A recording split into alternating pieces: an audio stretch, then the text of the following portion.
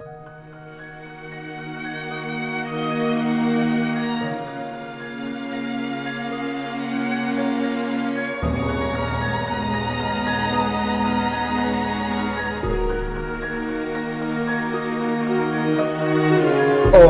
hola amigos.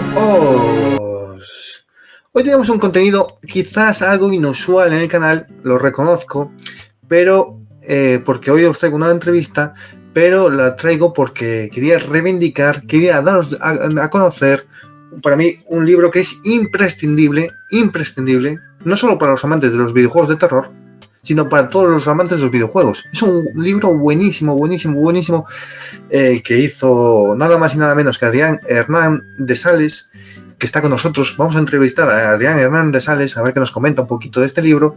Y es este que tenéis aquí. Además viene es publicado por GamePress y la calidad es buenísima. Las reseñas son buenísimas, las fotografías tienen un tamaño muy bueno y es un libro que merece mucho la pena. Y lo dicho, tenemos por aquí al crack de Adrián Hernán y bueno, nos hablará un poquito de cómo es hacer un libro. También le preguntaremos quizás por el podcast, tiene un podcast de terror en línea y también es el guionista de Do Not Open. O sea que, bueno, promete ser una tarde extendida, promete ser una entrevista muy interesante. Y por aquí tenemos al crack, al mega crack, al creador al padre de esta criatura, o nunca mejor dicho, que estamos en términos de terror. Y aquí tenemos a Adrián Hernán. ¿Qué tal, crack? ¿Qué tal? ¿Cómo estamos, Curro? Muy bien, pues muy bien, muy feliz de estar aquí. Lo primero, darte las gracias por haber accedido a esta entrevista y lo segundo, darte las gracias también por haber hecho este magnífico libro que para mí es, como digo, imprescindible en la biblioteca. Es al lado de los videojuegos de terror, tiene que estar este libro. Pues sí, nada, muchas gracias. Y yo también estoy muy contento de estar aquí. Me gusta que te haya gustado el libro porque, vamos, tiene mucho trabajo y lo haces con la mejor de las intenciones. Así que está muy bien porque lo tenemos los dos aquí ¿Sí? En el fondo. Los dos ahí lo hemos expuesto para que la gente lo vea. O sea que genial, muy bien. Lo primero, ¿qué tal el verano? ¿Cómo van esos proyectos? ¿Bien? Pues bien, este verano relajado, es decir, pues nada, playa cuando he podido, cuando no, pues no ha habido así viajes muy llamativos ni nada, pero he descansado mucho, que es lo que quería, y nada, y ahora ya vuelta al ruedo, pues nada, ya estoy otra vez, pues nada, desde septiembre ya vuelta a la realidad, que cuesta un poco, pero bueno, como a todos, ni más ni menos, esto en un par de semanas ya se vuelve a la normalidad. Ya se vuelve a coger la dinámica. Bueno, quizás suena a perogrullada, pero creo que es importante preguntarte inicialmente por qué un libro de terror, sobre videojuegos de terror, y no JRPGs, plataformas o yo qué sé.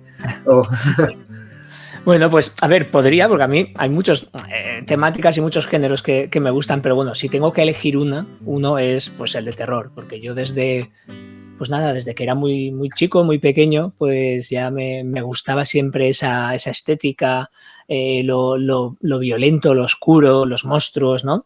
Hace poco vi en Twitter, en X, ahora no lo recuerdo y perdonadme si alguien me dice, era yo, que ponía un hilo con todos los, a ver cómo lo digo, que eran unas tarjetitas, unos cromos de personajes de terror muy de los 80, 90 y eran así, pues dibujos. Y me acuerdo que tenía esa colección y digo, igual eso es de lo primero, ¿no? Que hice, que ya me llamaban la atención.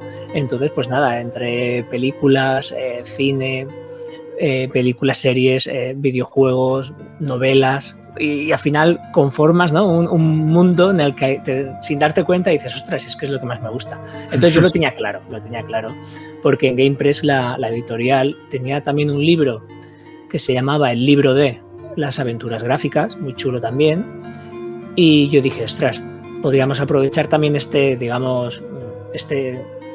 esta parte de GamePress dedicada al libro de y hacer otro, ¿no? Y entonces pues de ahí surgió un poco pues lo del libro de los videojuegos de terror, o sea que es perfecto porque llevamos muy cómodo. Y no se descarta que a lo mejor haya el libro de plataformas, el libro de JRPGs. Claro, eso ya no depende de mí, claro, pero sí, o sea, yo creo que ya han abierto ahí una escisión, ¿no? Dentro de sus publicaciones que, claro, casa con otros, exacto. El libro de los RPGs, el libro de los juegos de plataforma, los juegos de conducción, yo qué sé, no sé. Quién sabe, no lo sé.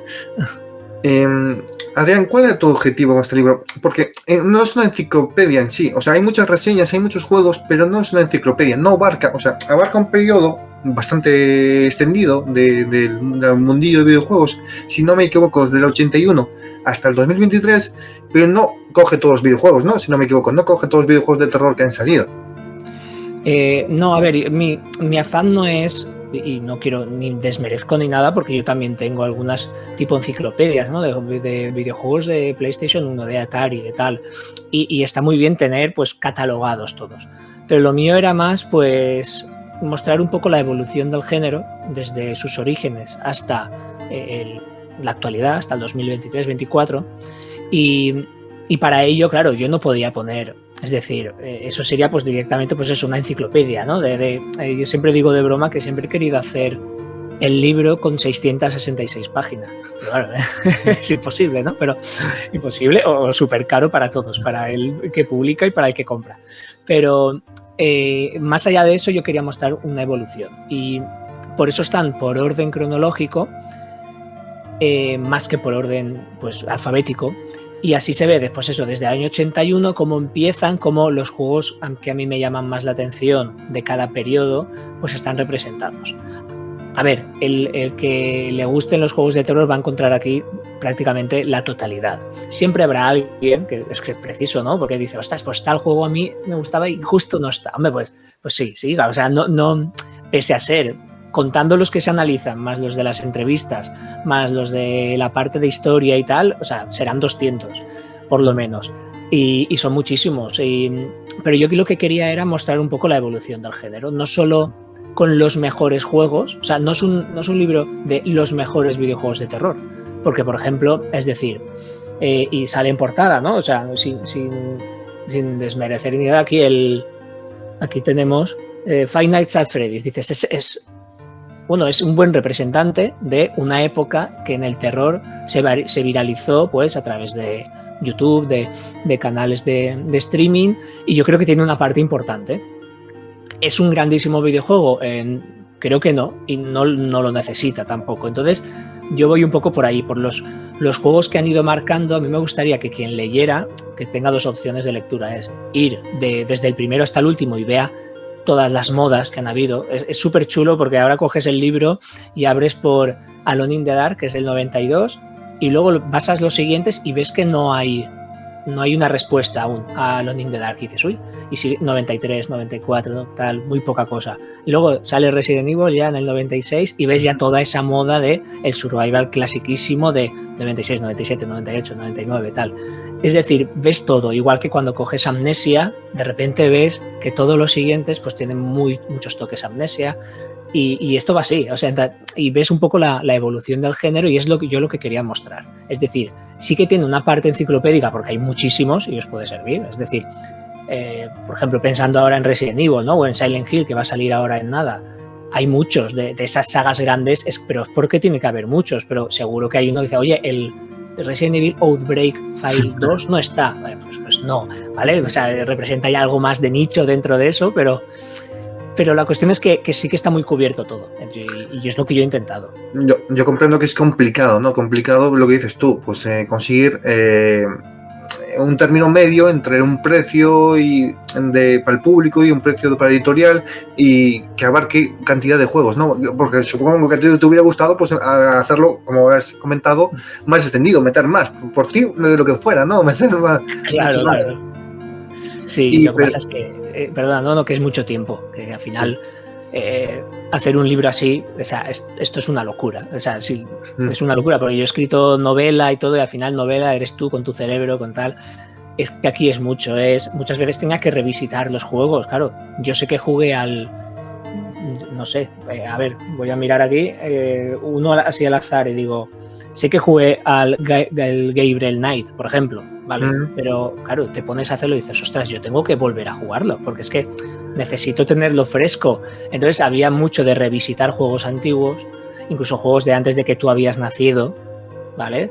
Y te llevabas muchas sorpresas con, pues esto está muy bien, lo de ir investigando y encontrando cosas, pues lo voy a meter, tal. Es decir, que es un currazo. unos 200, imagínate 666. Sí, sí. ¿Y cuánto tiempo? O sea, ya que hablamos del currazo, ¿no?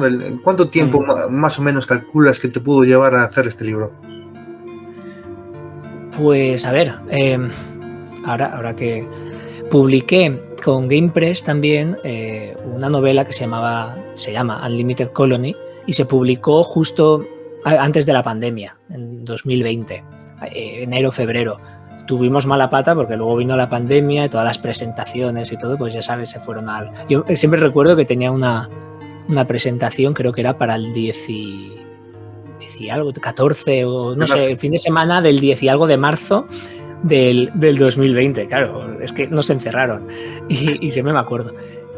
Pues yo creo que de ahí, más o menos, esa época aproximadamente, entre José Ángel, el editor, y yo, decidimos tirar adelante este proyecto y nada, y se ha publicado pues a principios de este año. Es decir, pues sí, casi todo 2020, todo 2021 y casi todo 2022. Es decir, sí, ha sido pues varios años de curro diario, ¿vale? O casi diario. Es decir, yo cada día me ponía un objetivo, que son muchos.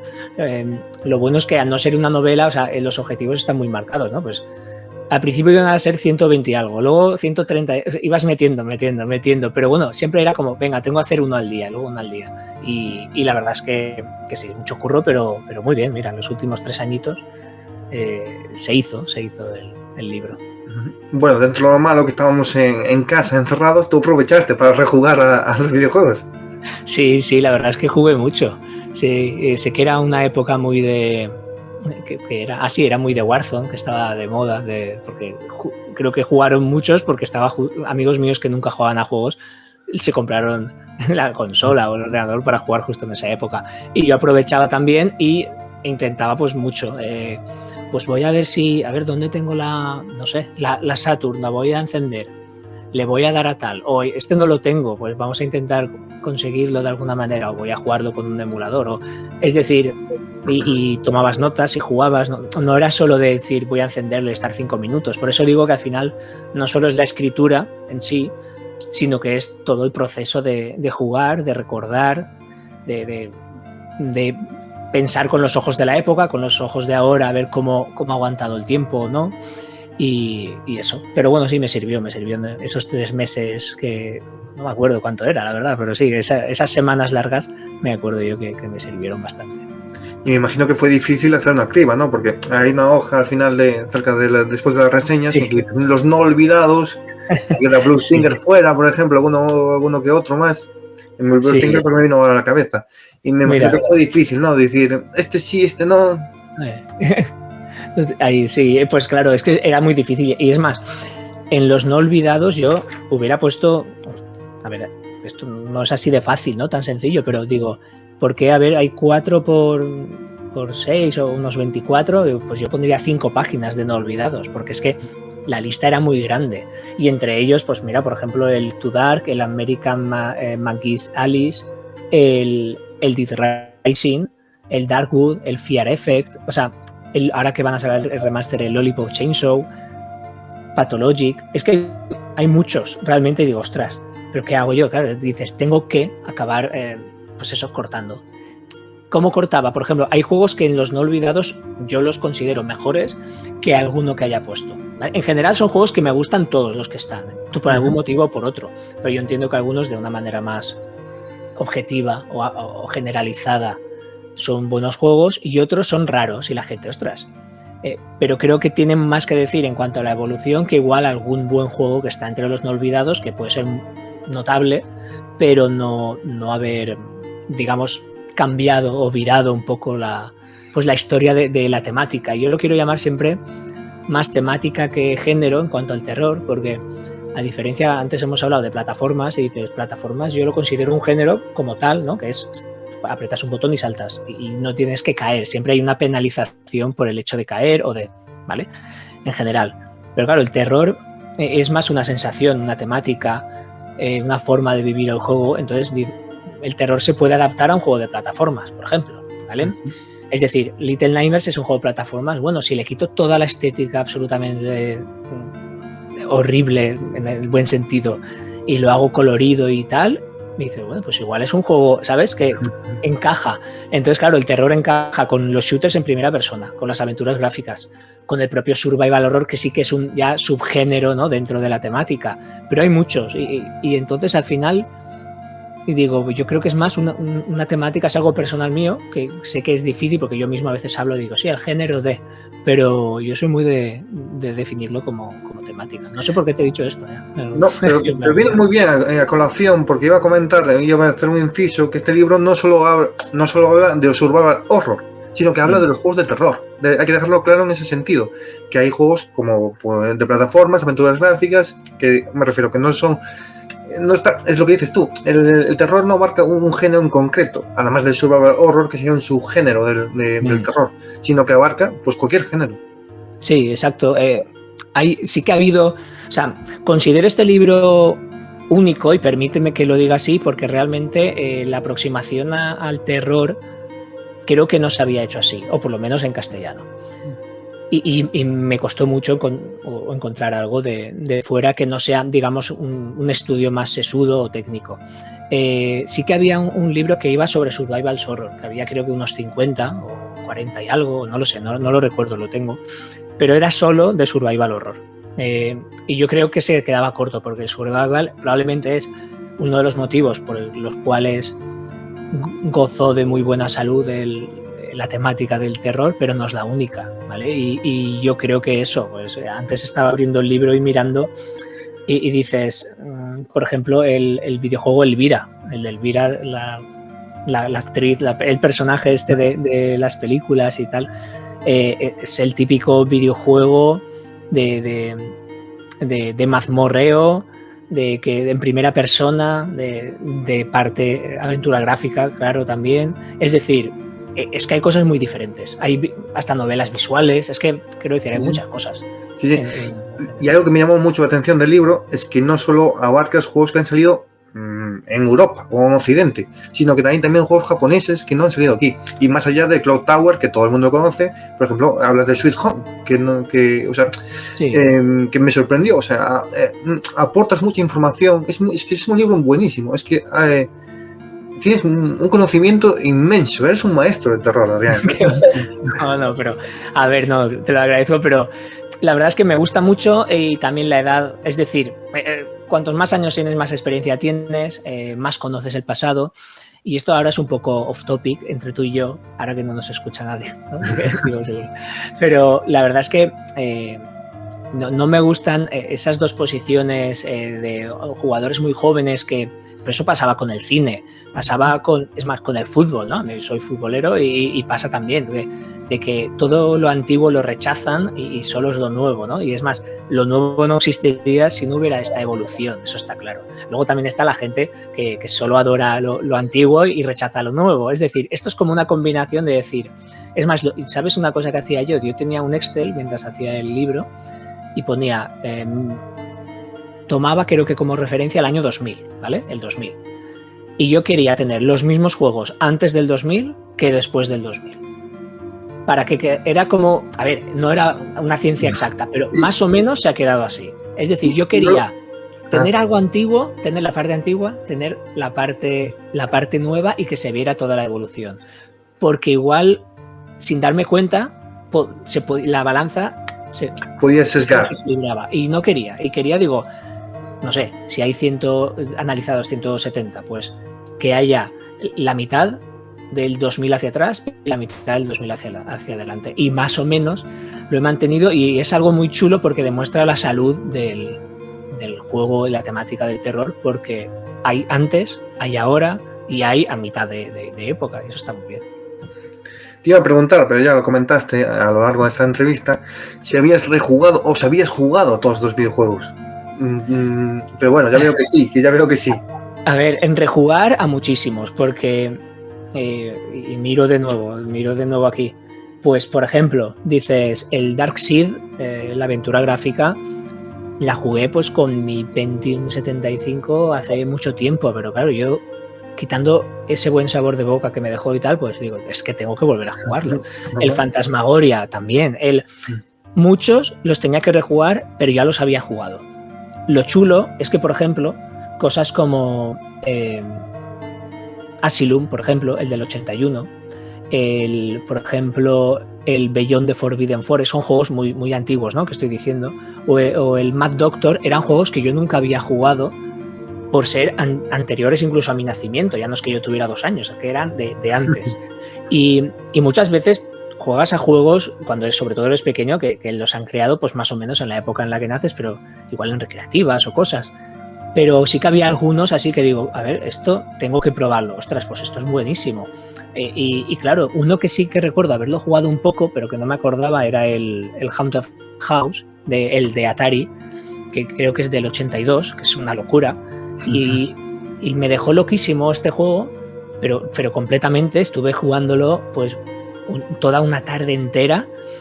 Piensa que, claro, esos juegos antiguos son más cortos, ¿no? Pero aún así estuve jugando, me acuerdo que llovía. Y vi todas las mecánicas que ya están en Resident Evil, que ya estaban en Alone in the Dark, lo vi en ese juego. Las llaves, el volver sobre tus pasos, el abrir puertas, los enemigos, la luz. Hacías luz y una luz muy retro y se mostraban objetos que sin luz no se veían. O sea, y me quedé, dije, ostras, con 4 píxeles están creando realmente el survival horror en el 82 y no ni en el 92, que era el Alone in the Dark, ni en el 96, que era Resident. Y eso, y sí, y algunos, pues sí, algunos los he rejugado, muchos, y otros los descubrí, y eso está muy bien. También muy bien, sí. Y bueno, me imagino que, lógicamente, ya sabes que como buen coleccionista que eres, que se ve que eres coleccionista, que no sé por qué el género de terror suele revalorizarse mucho. Los videojuegos de terror suelen ser... temática. Los juegos de temática de terror suelen ser los más caros de un catálogo. Por ejemplo, PlayStation 2, si coges PlayStation 2, Cubone, Rule of Rose, Michigan Report... Entonces me imagino que, bueno, o echaste de manos de amigos o de tu colección para jugar sí, esos juegos. Tal cual. De mi colección, muchos de ellos, pero por ejemplo me faltan. Y ahora mismo, pues no estoy en una época de gastarme 200 euros en un juego, o 180 o 150. Tengo ausencias yo mismo, pero bueno, al final siempre un amigo... Mira, me acuerdo en una tienda que se llama Juego, pero en inglés, había en una cesta, en una época que estaban pues ya casi tirando a precio de derribo los juegos de Play 2. Y eran, no sé si un 3x2 o un 2x1, pero los juegos estaban tirados. Eran todos a 5 o todos a máximo 10. Y no hacían distinción de nada. Y siempre recuerdo que yo dije, yo no me puedo gastar ahora 30 euros. Yo, pues digo, es sábado, yo me los guardo para salir de fiesta y de farra. Porque ese día fue así. Y un amigo mío dice, bueno, yo cojo estos 6. Que cogió 6, pagó 4, se gastó pues 40 euros por 6 o 30 y pico. Bueno, y justamente estaba el Rule of Rose. Estaba, ¿cuál era el otro? El Project 03, que te lo veo ahí detrás. Sí. Habían unas joyas impresionantes que yo en esa época, sin un duro, las tenía y las había jugado de manera, pues ya sabes, pues un poco fraudulenta, pero era lo que había con esas edades. Y claro, son 2 juegos, justamente es que te lo veo ahí, esos 2 que no están en mi colección, pero es que no puedo tenerlo porque es que no me puedo gastar tanta pasta. Pero bueno, sí, se los pedí y los jugué, en realidad no pasa nada y se los devolví. Claro, estaba pensando yo, si rejuegas a juegos que pues se podría de emulación y tal, pero sí, siempre no sé por qué, yo quizás soy un nostálgico, me gusta más la experiencia original de meter el disco en la consola, tiene un encanto especial, no sé, como... Sí, y aparte los juegos de pantalla, de tubo, de CRT, pues muchos no se ven igual, se ven más oscuros muchas veces. Yo siempre que podía, por ejemplo, esos 2, el Project Zero en este caso, aunque el 3 al final lo descarté porque no está el 3, está el 1, está el 2, el Project 02, simplemente por no poner... Pese a ser un muy buen juego, pues es como la continuación, ¿no? Es como poner el Resident 1, 2, 3, que sí que están el 1 y el 2, pero por ejemplo el Nemesis decidí no meterlo, no por nada, me gusta mucho, sino por, digamos, no dar ese paso de más. Y el Rule of Rose, pero había otros que sí que tenía que tirar de pues de emulación al final, y es que al final la experiencia, no sé, no es la misma. A mí me gusta más jugarlo, claro, pero bueno, a veces tienes que pasar por ahí. Está Sí, claro. no, es que es muy complicado con esta temática, el coleccionismo. Yo, por ejemplo, me despertaste un interés por Deep Fear o por otros juegos, pero es imposible comprarlos, es imposible, están a precios escandalosos. Yo tengo una versión japonesa, creo, del Deep Fear, y al final lo juegas un poco, pero como puedes. Yo creo que tiene voces en inglés, ¿no? El Deep Fear. Sí, pero claro, es voces en inglés y textos en japonés. Exacto, creo que sí. Ahora no me acuerdo bien, pero creo que sí. Entonces, al final casi digo, a ver. Pero bueno, no son juegos, son sencillos, son básicos en ese sentido y al final lo vas pillando. Sí. Y aprovechando que mencionaste a Resident Evil, te quiero felicitar porque metiste el código Verónica, que es mi Resident Evil favorito, y hiciste justicia diciendo que fue el primero que abandonó la serie B. O sea, la trama, o sea, es el mejor de trama de este Resident Evil, el que mejor trama tiene. Sí. Por lo demás era una excusa, no justificación para la acción, pero tiene una trama en sí. Qué maravilla esa versión de Dreamcast. Sí, la verdad es que soy muy fan de Code Verónica. Espero que, bueno, yo creo que Capcom no es tonta y sabe contar billetes, y yo creo que al final va a hacer algo, tiene que hacer algo con Code Verónica al final, y encima está mi personaje favorito, que es Chris. O sea, es un juego, es lo que dices, lo que me comentas tú. Mira que yo soy muy fan de la serie. Mi Resident favorito por momento de jugarlo y todo es el primero y el original, pero porque te pilla con 12 años y te revienta la cabeza. Pero claro, luego juegas al 2, te encanta, el 3, pero en el momento que juegas al Code Verónica dices, ostras, esto es otra cosa. Esto es, ahí, claro, sí que notas ese cambio tecnológico, de esto que está tan de moda, ¿no? De AAA, AA, o sea, aquí le han puesto la quinta marcha ya, y esto pinta genial, y la historia súper chula, es que está súper bien el juego. Sí, es como si por así decirlo, en mi opinión, es como si le dieran más seriedad, porque el primer Resident Evil, ya sabes, la cinemática está con los actores que era un poco así de serie B, pero aquí es como dijeron, vamos a dar un toque serio a la saga, ¿no? Con esta Resident Evil Code Verónica, que yo sinceramente espero que no se haga remake. ¿Por qué? Porque ahora hay la tendencia en muchos juegos de terror de que haya un monstruo persiguiéndote por todo. Yeah. Sí, verdad. Sí. Y es la tendencia, es la dinámica que hay hoy en día. Y a mí eso no me gusta. A mí me gusta ir tranquilo. Bueno, tranquilo no, pero sí que me gusta ir pausado, explorando las habitaciones y tal, haciendo puzzles sin tener algo que encima, ¿no? Todo el rato. Y la tendencia mucho. Escuchas los pasos ahí de Nemesis y del tirante del 2, que era muy agobiante. Eso sí que es verdad. Yo me refiero sobre todo que, no sé, si sacaran, sé que ya lo hicieron, lo tenía en versión digital en 360, imagínate si hace años, ¿no? Sacaron el Code Verónica, digamos, HD. No sé hasta qué punto, a veces me imagino un remaster, antes los remasters del Outbreak, hay cosas que digo, ¿por qué no lo sacan? Si yo creo que esto podría funcionar súper bien, y más hoy en día. Yo en mi casa, tú en la tuya, o 4 personas jugando al Outbreak sin tocar, un remaster tal cual. Pero bueno, sí, lo que dices es verdad, no encajaría si lo cambian demasiado con el rollo perseguirte con el estilo del Code Verónica original, ¿no? Pero bueno, no sé, es un poco para que no se olviden de él, es como que siempre no aparece tanto la gente. Yo cuando dijeron que del 4 del remake van a pasar al 5, digo, ¿cómo? ¿Pero cómo? ¿Qué es esto? ¿Qué es esto? ¿Dónde? Entonces es como un poco el gran olvidado, y la verdad es que me alegró mucho. Era uno de los juegos, si me dicen, dime 30 de los 180, de los casi 200, o sea, estaba entre los, o sea, estaba claro que iba a salir en el libro. Que realmente es el Resident Evil 3. Y el 3 ya sabes que iba a ser un spin-off, pero al final, por temas comerciales, le pusieron el 3 y a este Code Verónica, porque salía una consola menor, de menor movilización de masas. Exacto, sí, eso es verdad.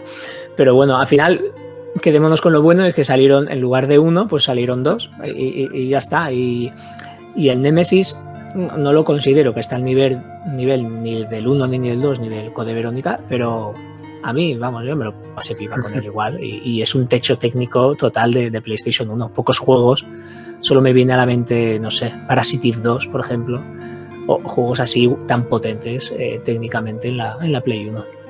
Yo reconozco que lo tengo, es el eterno pendiente. Jugué al 1, jugué al 2, al Code Verónica, pero el 3 me agobiaba el tema ese de ¿ahora dónde vas? ¿Es que escapas por aquí o escapas por allá? Porque cada segundo, ¿sabes? Que daba la opción de elegir hacia dónde ir.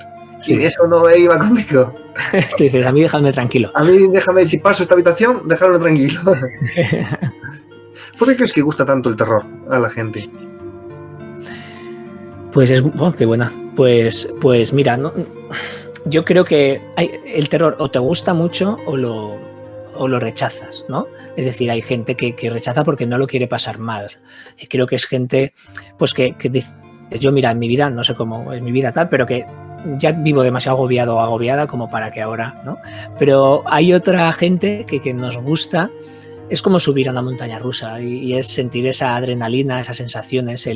Yo a veces jugando a juegos, es que todavía recuerdo la primera vez con el Amnesia o la primera vez con el Resident 7 en VR, que lo jugué directamente en VR cuando salió, y los saltos que pegaba y vamos, era espectacular, pero lo pasaba tan bien, decía, y luego me dicen, y no sueñas y no tal, y digo, no, yo creo que es llevarte un poco al límite de una manera segura y tranquila y buena para tu salud, es decir, ¿no? Bueno, a no ser que a alguien pobre le dé un ataque al corazón, pero una manera de llevar tu cuerpo y tu mente al límite y siempre me ha gustado. Entonces yo creo que va un poco por ahí, por el sentirse con el síndrome este de la montaña rusa, de lo paso mal, pero río, lo paso mal, pero quiero repetir, ¿no? Y va un poco por ahí.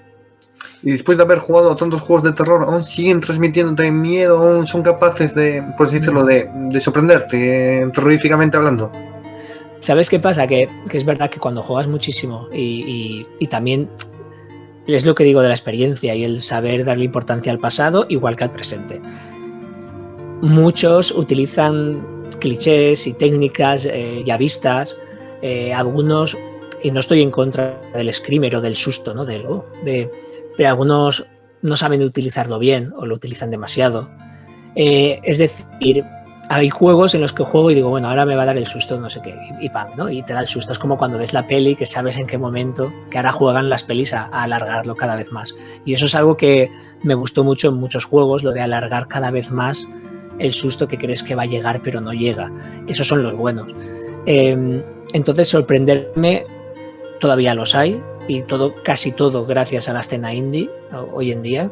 Y cuando digo indie no quiero decir que solo la haya hecho una persona o empresas muy pequeñas y hay juegos muy muy interesantes que la verdad es que me lo han hecho pasar regular y son relativamente modernos. O por ejemplo tienen una estética muy chula que aunque no es que tenga un miedo terrible pero estás en tensión y yo creo que son maneras, es como el cine de terror, ¿no? O sea, ya no te da miedo, te da miedo.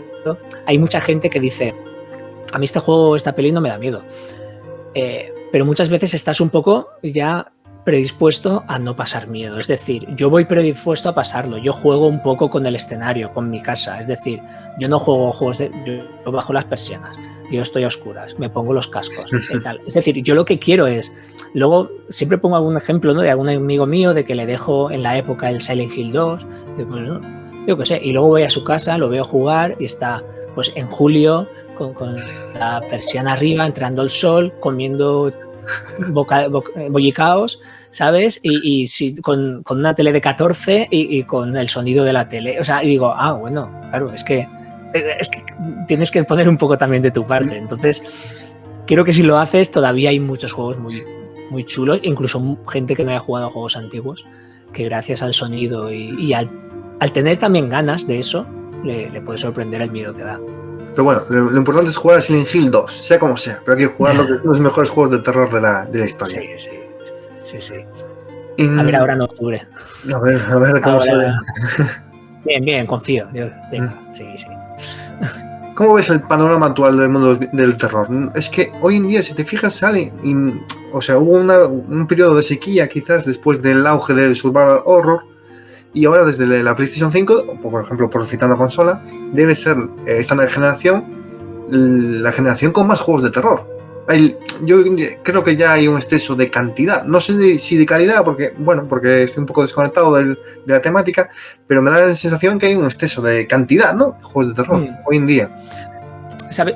¿Qué pasa? Que creo que una parte buena es que se ha democratizado, ¿no?, la creación de videojuegos. Hoy en día, alguien con gracia te puede crear un videojuego, aunque tarde más o tarde menos, puede elegir estética pixel art, te puede coger estética, esta retro 32 bits, la que llamada low poly, ¿no?, de tipo Puppet Combo, de Murder House, de muchos juegos de estilo de serie B, serie Z, años 80, gastan mucho esta estética. O juegos, por ejemplo, como Tormented Souls, que tiene de los mejores escenarios pre-renderizados que he visto nunca. Y sí que es un survival clasiquísimo, ABC del survival horror. Y salen muchos. Es decir, es bueno porque se ha democratizado. Cuando se democratiza, y ya no hablo ni de Steam, porque Steam es una absoluta locura la cantidad de cosas que hay, hasta en la tienda de Xbox o de PlayStation, que son las que más toco, pero bueno, seguro que la de Nintendo igual, hay una cantidad muy grande de juegos, en general, buenos y chulos, pero también hay muchísimos juegos que aprovechan un poco, lo ponen barato, es decir, empiezan no sé cómo se llama, si garbageware o algo así, como los juegos, no quiero llamarlos basura porque hay trabajo detrás, pero que sí que puede ser que esté en un punto ahora que, por ejemplo, esta moda, ahora estamos en la moda, últimamente en la moda de este retro 32 bits, de rollo Puppet Combo y compañía. Creo que llegará un momento en el que hay que virar un poco, ¿no? Igual que se viró con el Survival, igual que se viró con los clones de Amnesia o con los de, yo qué sé, del Five Nights, Freddy's 5.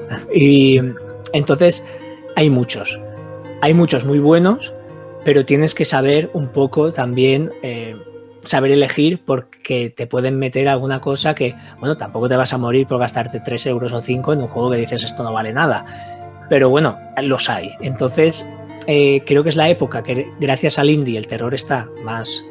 ¿Sabes qué pasa? Que creo que también es de los juegos más baratos, entiéndeme, o menos costosos de hacer. Es decir, si yo tengo una grandísima idea, sé medir el terror, pero no tengo mucho dinero, puedo hacer uno en primera persona, que no se vea ni las manos ni los pies del personaje, tal, o sea, y al final lo que llaman Walking Simulator, o bueno, puedes hacerlo de ese estilo. Es que no puedo hacer monstruos y escenas de acción. Oye, pues haces otro estilo. Y gracias a eso hay propuestas muy chulas. Y así que yo creo que es un momento de disfrutar mucho con el terror, porque hay mucha cosa chula. Es lo que comentas, es una manera de ahorrar los costes o, bueno, el trabajo de animaciones, ¿no? De hacer animaciones. Y me comentaba un amigo que es muy amante de terror también y se mete, como tú, ahí bajas persianas y los cascos, que algunas veces el problema que había en los juegos indies de hoy en día, algunos, no en todos, que después ves las animaciones del monstruo y fallaba, o sea, el tío en primera persona y tal, y después ves las animaciones del monstruo y no ahí deja un sabor agridulce. Sí, está el problema este de las capturas de pantalla, que digo yo, tú ves, y ahora lo digo porque ayer lo estaba mirando, digo, a ver si hay alguno de estos de oferta o algo, digo, sé que va a venir en octubre, ¿no?, las ofertas del terror, pero bueno, ya hay juegos indies que sabes que tienen toda la pinta de ser cortitos, flojos en el sentido de, bueno, con el trabajo máximo de la persona que lo hace, pero muy limitados, ¿no? Y ves capturas de pantalla cuando las pasas y son espectaculares. Y dices, wow, qué trabajazo esto. Claro, el mundo de los assets, que muchos comparten pues la misma cama, el mismo cuadro, la misma silla, porque lo compran en la tienda de assets y lo ponen. Pero luego lo ves en movimiento y dices, ostras, aquí es porque una cosa es un escenario fijo, casa, cosas inmóviles, y lo que dices tú, aparece un malo. Y dices, aquí claro se nota pues que la persona o las personas van justas de pasta. A veces no te saca del juego, pero hay veces que sí. Aún así, una de las experiencias más raras que he tenido últimamente ha sido uno que se llama Mothered, de madre, Mothered, y lo he jugado y sabe salvar. Es limitadísimo gráficamente, pero limitado hasta para ser un juego estilo low poly, y salva las animaciones con un truco narrativo que no diré ahora, pero la cuestión es que la salva de manera que no hay animaciones. Es decir, el personaje malo está quieto. Entonces digo, esto es genial. Dice, mira, yo no tengo tiempo o dinero o lo que sea en hacer esto, pues la narrativa va a ir en consecuencia y entonces no te sabe mal que el personaje enemigo o, bueno, la madre o lo que sea no se mueva porque hay un porqué. Y digo, mira qué listo, qué espabilado. Lo consiguió un truquillo, ¿no? Lo consiguió. De este tiempo a esta parte, desde que publicaste el libro hasta ahora, me imagino que habrás jugado a muchos juegos de terror, habrás descubierto unas cosas, algunos juegos. ¿Cuáles destacarías alguno de estos juegos que has jugado en los últimos meses? Que, por ejemplo, si hicieras una revisión o una versión Director's Cut del libro, ¿lo meterías, introducirías? Esta es buena también, pues sí. Mira, es más, estoy mirando ahora... no sé si me estaba haciendo juegos jugados 2024, porque a veces me los apunto, pero yo mismo soy fatal, o sea, a veces se me olvida apuntarlos y ya he perdido la lista. Y digo, mira, pues tenemos, por ejemplo, el Barnhouse Lane, es un juego que es anterior, o sea, podría haberlo jugado ya cuando el libro, pero ya sabes que se van acumulando y esto es imposible, tanto por dinero como por tiempo. Y es un juego que hubiera metido sí o sí. Es de los creadores de Cat Lady, que sí que está en el libro, y me parece una absoluta maravilla, pero absoluta. O sea, hubiera hecho, pon 10 más, pues lo hubiera puesto. Otro, por ejemplo, que sería un estilo completamente opuesto, por lo de serie B, es uno de la factoría Puppet Combo, que es Night at the Gates of Hell, que es el típico juego rollo película de Dario Argento de los 70, 80, de zombies, cutrísimo en el buen sentido, ¿vale? Y a mí estos me gustan. Entonces, estos dos serían dos, por ejemplo, que yo metería sin duda, porque otros que he jugado ha sido el For Solis, pero no me ha acabado. Otro que he jugado, dices, no tiene miedo, pero tiene puntillos, es la segunda parte de la Plague Tale, el de las ratas. La segunda parte, pero creo que no encaja no acaba de encajar. Y bueno, y obviamente el Alan Wake 2. No. El Alan Wake 2 que no, es que creo que cuando lo mandé a imprenta o a edición, yo creo que no había salido, o bueno, no me dio tiempo. Si el libro hubiera salido, que ya no quería, porque ya era demasiado, si hubiera salido 2 meses tarde, lo hubiera incluido. Pero vamos, obviamente. En octubre de 2023, no, octubre a finales en digital salió, octubre de 2023. Claro, pues sí, pues más o menos. Entonces, si el libro salió en enero, o sea, si sale en enero, es decir, si llega a tu casa en enero, ese libro está 3 meses ya cerrado. Claro, no puedes ya, entre distribución y todo, tú no puedes decirle al editor 2 semanas antes, oye, méteme el Alan Wake. Dice, sí, hombre, ahora ya lo siento. Pero bueno, había que cortar, claro, es que si no, se alarga. Pues sí, obviamente el Alan Wake 2. Eso es lo que dijo Remedy, ¿no? Si lo saco en digital, puedo retocar hasta el último momento. Pues claro, si sacas en digital el libro, podías retocar hasta el último momento. En digital, eso es verdad, no lo he pensado. Una versión le diré al editor, oye, pues metemos 3 o 4 más, y los que compren el libro les metemos un PDF con esto. Bueno, es una manera de... Pero el PDF es un dedo, como la reedición del Resident Evil, ¿sabes? Un dedo USB. De USB con 20 kilobytes de 4 páginas. ¿Qué te iba a comentar? ¿Te atreverías a hacerme un top 5 de tus juegos de terror de todos los tiempos? Un top 5. Bueno, de terror, claro. No survival horror, de terror. De terror en general, ostras. ¿Sabes que digo siempre? Que cuando me hacen esta pregunta, creo que si hicieran un recopilatorio mío, cada vez digo juegos diferentes, porque es que es muy difícil y va por épocas y todo. Bueno, pero vamos a intentarlo. Te digo 5, pero no te pongo el orden de los 5, porque si no ya te digo 5. Condemned, Criminal Origins estaría, seguro. O sea, es santo de mi devoción. O sea, es una cosa que adoro.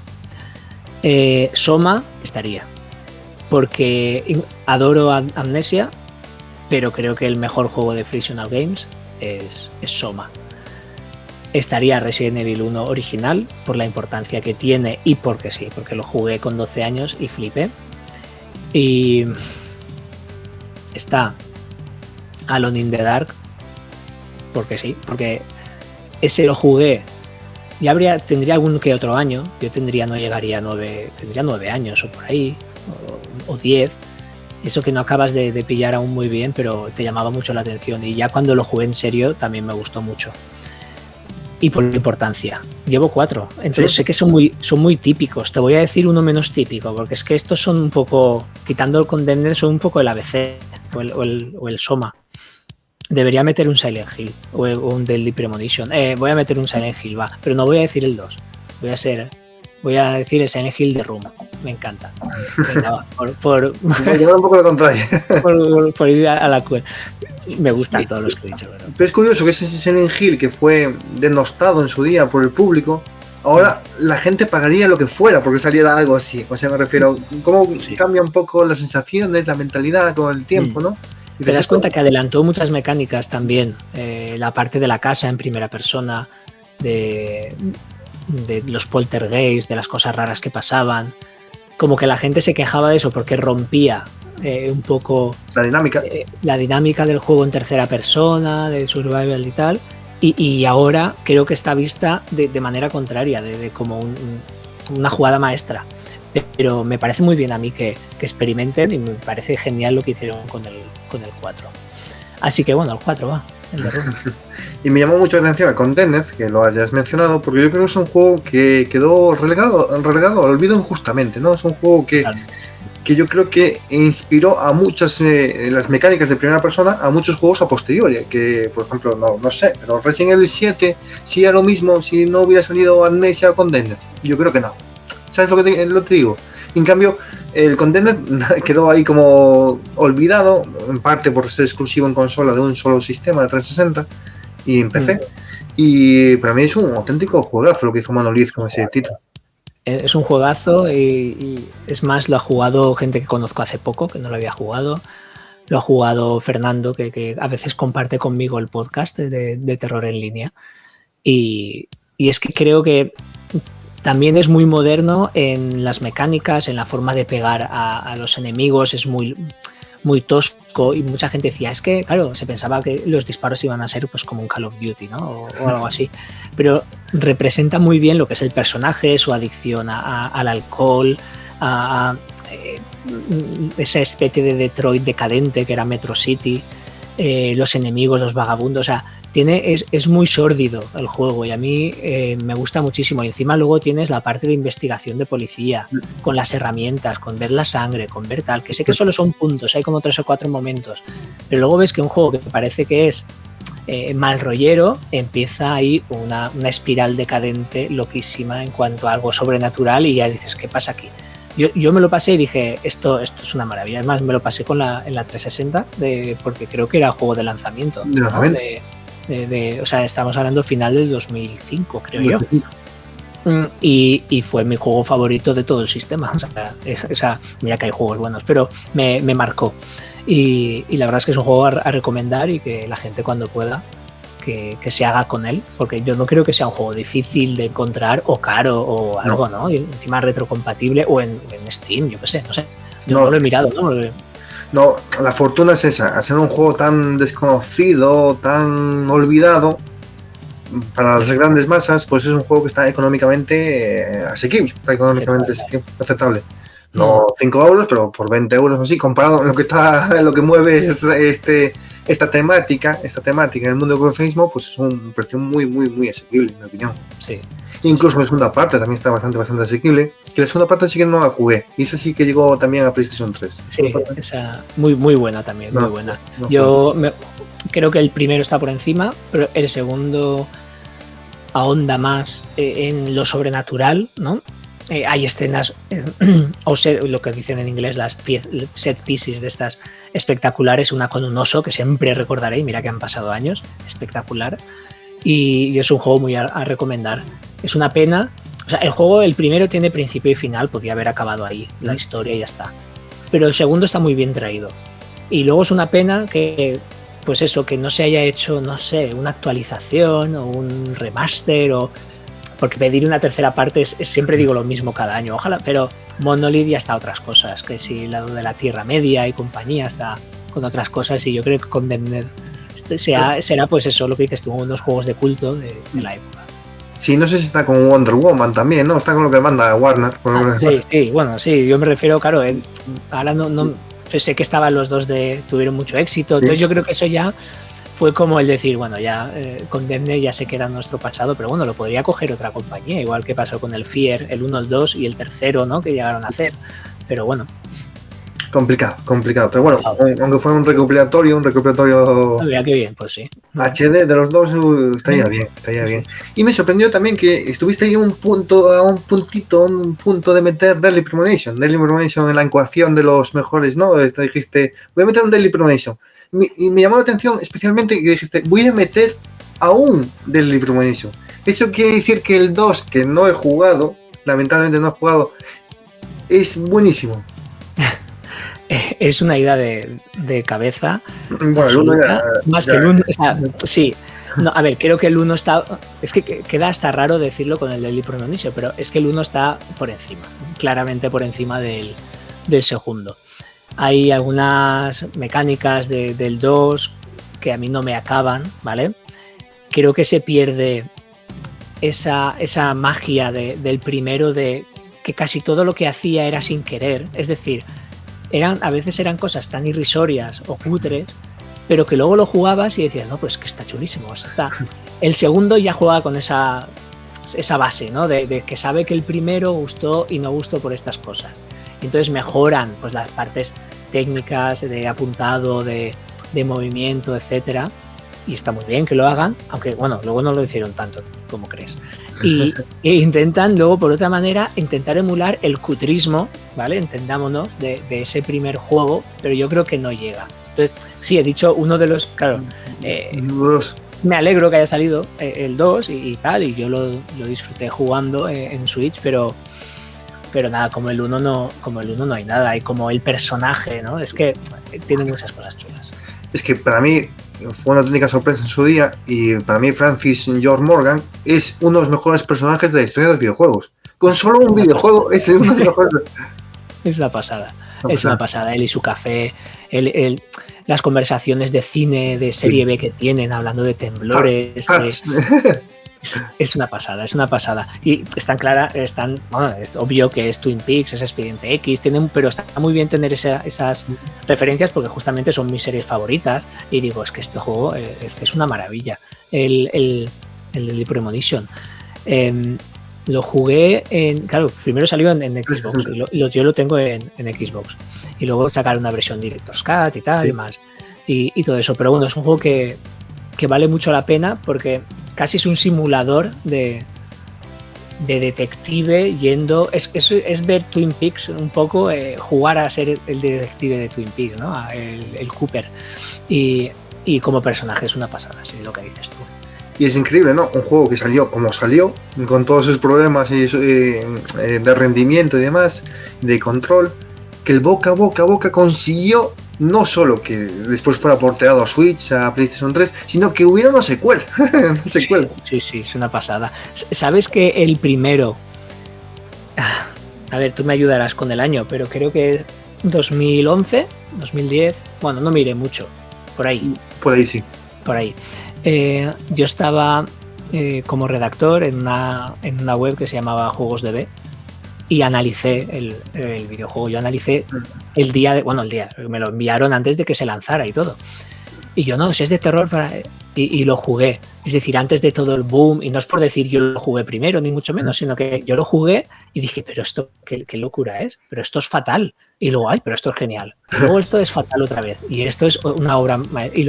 Y me volvía loco. Y creo que le puse un 8, porque tenía que poner nota, cosa que no soy muy fan, pero le puse un 8 y le quería poner más. Digo, le pongo un 8, y me decían, ¿qué dices, tío? Si, no sé qué hacer. Bueno, le pongo un 8 porque total, este juego nadie va a leer mi análisis, o va a pasar desapercibido y nadie se va a enterar, y luego mira, ¿ves?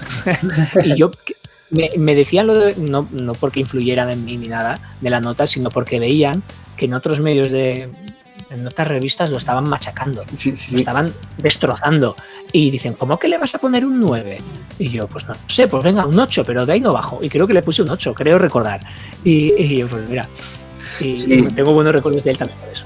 yo todo Destroy, que fue una página americana que le dio un 10 de 10, una cosa así. La prensa aquí le dio para el pelo, como se dice, ¿no? Le dio bastante palos. Pero lo que me llamó la atención que esa misma prensa, lógicamente otro redactor, pero de una misma página web, a la versión Director's Cut de PlayStation 3 le dio pues casi la misma nota que le diste tú. O sea, me refiero, pasó de un 4 que le dio en la versión de 360, que era superior, que era el rendimiento, aunque era malo, era mejor que la versión de PlayStation 3, y después por la fama, por las sensaciones, por no sé qué, por el boca a boca, porque si no la gente te va al cuello, ahora es un 7, ahora es un 8. Ahora es genial. Sí. Y dices, tú quedas un poco... Es muy difícil de medir eso, sí, quedaba raro eso. No. Al final dices, bueno, son diferentes redactores, cada uno tiene una visión y ya está. Si hubiera sido el mismo, pues tendría que dar las razones, ¿no? de multiplicar la nota. Bueno. Bien, pues vamos a ir terminando vamos a ir terminando porque no se nos pasó la hora que habíamos hablado y aunque me hubiera gustado hablar de más cosas. Y para ti, ¿cuál es el padre conceptual del survival horror de hoy en día? Y conocemos el survival horror, ya vamos a enfocarlo en el subgénero, ¿no? Este survival horror. ¿Cuál es el padre? Es decir, el mejor representante de hoy en día del survival, ¿te refieres? Sino el que pues estableció las bases en cuanto... Siempre se dice que era Alone in the Dark, pero me gustaría saber tu opinión de las mecánicas que tenemos hoy por hoy de survival horror. Pues mira, viene muy bien la pregunta porque yo a partir de toda esta investigación del libro y de volver a jugar a juegos, ya me voy más atrás. A ver, entiendo que el survival horror como nombre, nos vamos a Resident Evil porque los japoneses son muy listos, le pusieron un nombre chulísimo y aparte era muy buen juego y muy bien, genial. Y eso fue realmente una base para todo. Que eso estaba basado todo en Alone in the Dark, no hay ninguna duda, aunque ellos dijeran que era en Sweet Home. Sí, tiene elementos de Sweet Home, la puerta abriéndose, esa animación, ¿no? Para cargar, pero bueno, Shinji Mikami rejugó y vamos, se aprendió de memoria Alone in the Dark, no tengo ninguna duda. Pero bueno, les venía bien porque también era de Capcom y entonces es como... Y sí, que el origen de Resident Evil es el crear un nuevo Sweet Home, etcétera, etcétera. Toda esa parte nos la sabemos muchos y los que no, es muy chulo de investigarlo y tal, pero yo me voy incluso más atrás. Y es lo que te he comentado antes. Jugué a Haunted House, es que es del año 82, o sea, me voy ya al 82. Y tiene... porque si te digo survival horror, y dices backtracking de volver sobre tus pasos, puertas, llaves, encontrar objetos, huir de enemigos o enfrentarte a ellos, mansión, noche, o sea, dices... yo digo eso y me dicen Resident Evil, Alone in the Dark, pues en Sweet Home está. Y es un juego que ahora... Pues eso, si queréis, pues lo buscáis un momento, diréis, ¿pero esto qué es? Pues toda una pantalla en negro con 4... Pero lo juegas, tiene típico emulador online y todo, que esto es súper sencillo. Y muchos de los elementos del survival horror están ahí. Así que yo a partir de ese momento cambié un poco el speech. Y sé que estéticamente es por Alone in the Dark y Resident Evil, pero conceptualmente me voy a nada menos que 10 años antes que el Alone in the Dark. Así que el Haunted House de Atari. Bien, y comentar también tienes un podcast, ¿no? Tienes un podcast que sigue activo, que es Terror en Línea, que está en iVoox y alguna plataforma más. Sí, está en iVoox, en Spotify y en el de Apple, ¿no? Apple Podcast se llama. Y en sí seguimos ahí al pie del cañón cuando puedo con Fernando, con Bukowski, que también tiene un canal de juegos de terror en YouTube. Y cuando no solo, y más o menos cada 2-3 semanas subo un programa. Llevamos ya, o sea, un año y medio largo, o sea, desde enero del 23, o sea que bien, y llevamos 30 y pico y está muy bien porque es una manera de pues ir hablando de lo que vamos jugando, de los nuevos juegos que van a salir, etcétera. Ahora se vendrá pues eso, un especial Halloween, ¿no? Para no perder la costumbre. Y nada, estoy muy contento, es una cosa que hago porque quiero y pues bueno, como la mayoría de nosotros, ¿no? Que tenemos un poco pues un canal ya sea de audio o audiovisual, no ganas nada, pero lo haces por amor a esto y porque te gusta, y luego encima el feedback tienes los típicos oyentes que te lo agradecen. Oye, pues a mí seguro que me perdonan si una vez en lugar de 3 semanas he estado un mes, igual otra estoy en 2 semanas, hago 2, pero bueno, es eso, como no me mueve ningún énfasis de novedades, ni de cubrir, ni tienes de embargo hasta tal día para hablar de tal juego, entonces lo hago muy, muy a gusto, así que eso, hago un poco de spam aquí, si te parece. Estupendo. Esta es tu casa, esta es tu casa, y te digo literalmente porque espero y deseo que no sea la última vez que pases por aquí. Espero que... yo he estado muy a gusto. Ya claro. Te dejo una invitación, ¿no? Para alguna otra cosilla, a lo mejor más enfocada al coleccionismo o lo que sea. Un día podemos hablar de coleccionismo. Hago lo que puedo, de una manera no llego a niveles de tenerlos todos con plástico y cosas así y tal. No me vuelvo loco y sí que es verdad que en los últimos meses, pues por 1000 motivos, sobre todo económicos, he bajado un poco bastante el ritmo, pero bueno, al final es eso, somos gente pues que juega muchos años, ha intentado perder o dejar a malos amigos lo menos posible, entonces al final hemos mantenido mucho y nada, que tenía la típica aplicación y tenía para mí bastantes, yo qué sé, pero no busco el número, yo estoy a gusto con mi colección y ya está. Sí, efectivamente, compras lo que consideras que debes tener o lo que te gustaría tener, y si son 3000 o 2000 o 1000, lo que sea, no miras. Exacto. Pues nada, Adrián, ha sido un auténtico placer, ha sido un auténtico honor tenerte aquí en el canal, espero que lo hayas pasado bien y lo dicho, espero que vuelvas por aquí cuando quieras. Pues sí, mira, te tomo la palabra y seguro que si quieres ya para más adelante podemos hablar de eso, de lo que quieras, ya más de coleccionismo, hablar de juegos que tenemos por aquí y por allá. Así que ha sido un placer también, está muy a gusto, me ha pasado volando el tiempo, así que pues nada, muchas gracias. Muchas gracias a todos y nos vemos en un próximo vídeo. ¡Chao!